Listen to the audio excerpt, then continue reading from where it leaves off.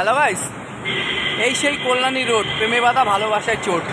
যেখানটা দাঁড়িয়ে আছি এটা পুরো কল্যাণী রোড।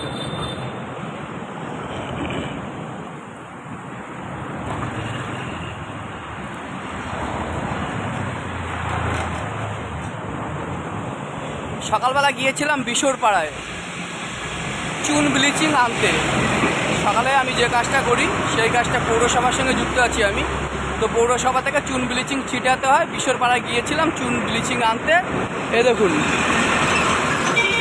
এই যে ভ্যানটা দাঁড়িয়ে আছে, এই ভ্যানটা আমার কালো প্লাস্টিক দিয়ে চুন ব্লিচিংটা ঢাকা আছে, কারণ বৃষ্টি পড়ছে তো ভিজে গেলে মালটা পুরো নষ্ট হয়ে যাবে বা ড্যাম্প হয়ে যাবে, তাহলে সেই মালটার কোনো কাজ হবে না, আর কইলে কথা শরীরে শোবে না।